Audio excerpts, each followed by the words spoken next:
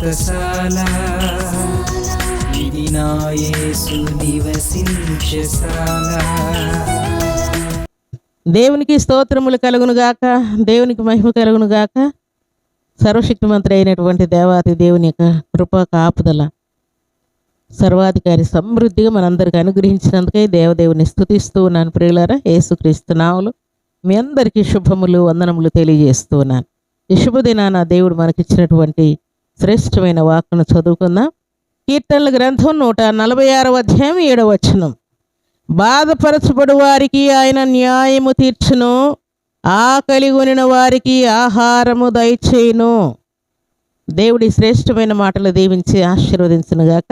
ఈ సాయంకాలపు వేళలో సర్వాధికారి ఓ చక్కని శ్రేష్టమైనటువంటి మాట ఇస్తూ ఉన్నాడు. ప్రియులారా, మనం ఏదైనా బాధ అనుభవిస్తూ ఉన్నప్పుడు, కష్టం అనుభవిస్తున్నప్పుడు, ఏదైనా శోధనలు మనల్ని చుట్టుకున్నప్పుడు బాధపరచబడు వారికి ఆయన న్యాయం తీరుస్తాడన్న సంగతి కూడా మనం మర్చిపోతూ ఉంటాం. ప్రియులారా, బాధ ఎలాంటిదైనా సరే ఆ బాధలో న్యాయం తీర్చడానికి మన పక్షముగా దేవుడు ఉన్నాడు. ప్రియులారా, దేవుడు అంటూ ఉన్నాడు, ఎవరైతే బాధ అనుభవిస్తూ ఉన్నారో బాధపరచబడు వారికి ఆయన న్యాయం తీర్చడానికి మనతో ఉన్నాడంట. ప్రియులారా, దేవునికి స్తోత్రములు కలుగును గాక.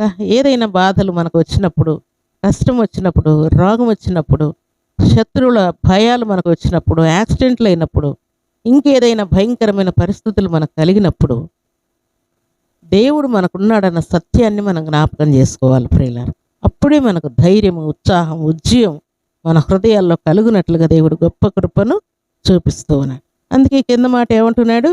బాధపరచబడు వారికి న్యాయం తీర్చే దేవుడు, ఆకలి కొనిన వారికి ఆహారము దయచేయి దేవుడు కూడా ఆయనేనంట. సింహపు పిల్లలు దేవుని వైపు ఎదురు చూస్తున్నాయంట. సింహపు పిల్లలైన ఆకలి కొంటాయేమో కానీ నన్ను నమ్మిన వారు ఎన్నడూ కూడా ఆకలి కొనరని దేవుడు అంటూ ఉన్నాడు. జంతువులకు ఆహారం పెట్టేది ఆయన. ప్రియులారా, ఆకాశ పక్షులకు, అడవి మృగములకు ఆహారం పెట్టేది దేవుడే. ప్రియులారా, మనం అనుకుంటున్నాం మన కష్టం వలన, లేక మన పైరు పంటల వలన, మన జాబ్స్ వలన, మనకు వస్తున్నటువంటి బిజినెస్లో వస్తున్న అమౌంట్ని బట్టి మనం ఆహారం తింటున్నాం అనుకుంటున్నాం. కానీ దేవుడు అంటూ ఉన్నాడు, ఆకలి కొనిన వారికి ఆహారం దయచేది ఏ పూట కాపూట ఆహారం దయచే దేవుడు మన దేవుడని ఆజ్ఞాపిస్తున్నాను. ఎందుకు అనంటే, చాలామంది ధనవంతులు అన్నం తినలేకపోతున్నారు. ఎందుకు అంటే వారికి ఉన్నటువంటి షుగర్ వ్యాధిని బట్టి, థైరాయిడ్ వ్యాధిని బట్టి, క్యాన్సర్ వ్యాధిని బట్టి, లివర్ ప్రాబ్లంను బట్టి, రక్తము గడ్డలు కట్టిన దాన్ని బట్టి, లేక కణాలు తగ్గిపోయిన దాన్ని బట్టి, యాక్సిడెంట్ని బట్టి, ఏదో ప్రాబ్లంను బట్టి వారు భోజనం చేయలేకపోతున్నారు. డాక్టర్స్ భోజనం తినొద్దు అంటున్నారు. ఒకవేళ నువ్వు తినాలనుకున్నా కూడా నీకు మనశ్శాంతి లేకుండా భోజనం చేయలేని పరిస్థితి అయిపోతా ఉన్నా. ఇలాంటి పరిస్థితుల్లో దేవుడే తన ప్రియబిడ్డలకు ఆహారం దయచేస్తూ ఉన్నాడు. దేవుని కృపను బట్టి మనం భోజనం చేస్తూ ఉన్నాం. దేవుని కృపను బట్టి మనశ్శాంతిగా నిద్రపోతున్నాం. అందుకే లేఖనంలో ఏమని సెలవిస్తున్నా అంటే చూడండి, కీర్తనల గ్రంథం 103వ అధ్యాయం 6వ వచనం చదువుకుంటే, యెహోవా నీతి క్రియలను జరిగించుచు బాధింపబడు వారికి అందరికీ న్యాయము తీర్చును. దేవుని యొక్క నీతి క్రియలు ఎలాగుంటాయి అని అంటే, బాధింపబడు వారందరూ కూడా అన్యాయముగా బాధలు అనుభవిస్తూ ఉంటారు. అయితే మన దేవుడు ఎలాంటి వాడు? నీతిమంతుడు కనుక ఆయన నీతి క్రియలను జరిగించి ఎవరైతే అన్యాయముగా, అనవసరముగా బాధించబడుతూ ఉన్నారో వారికి దేవుడు న్యాయం తీరుస్తాడు. ప్రియులారా, దేవునికి స్తోత్రములు కలుగునుగాక. న్యాయము తీర్చి తన బిడ్డల్ని హెచ్చించి, తన బిడ్డల్ని ఆశీర్వదించి, తన బిడ్డల్ని స్వస్థపరిచి, తన బిడ్డలు తల ఎత్తుకునేటట్టుగా చేసి, దరిద్రత తోలివేసి, అన్నవస్త్ర సకల సౌకర్యములు కలుగు చేసి న్యాయం తీరుస్తూ ఉన్నాడు.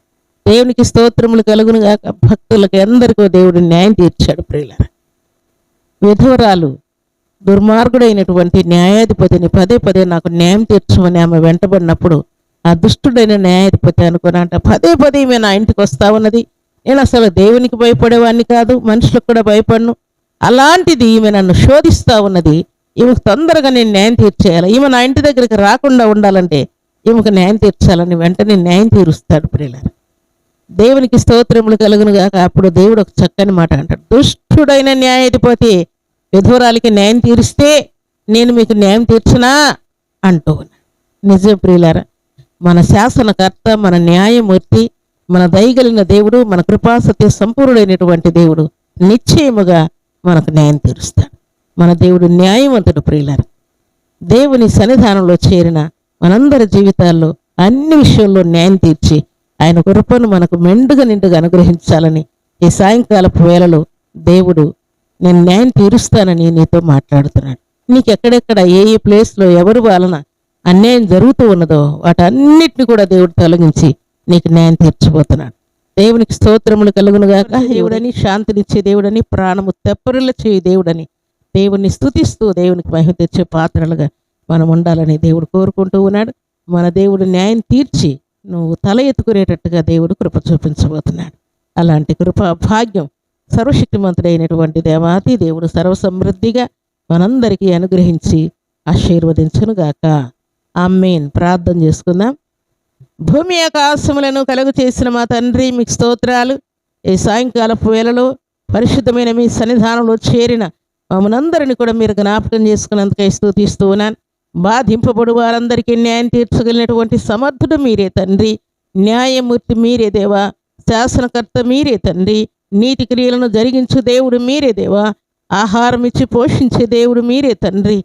మీకు కృతజ్ఞతాస్తుతులు స్తోత్రములు చెల్లిస్తూ ఈ సాయంకాలపు వేళలో మీ సన్నిధిలో చేరి మాటలు విన్న బిడ్డలందరికీ దీవెన, ఆశీర్వాదం, శుభం దయచేయమని, ఈ సాయంకాల దీవెన మీ బిడ్డల మీద కుమ్మరించమని ప్రార్థిస్తూ వారి కొరతలు, అక్కరలు, అవసరతలు యేసుక్రీస్తు నామములో తీర్చబడునుగాక.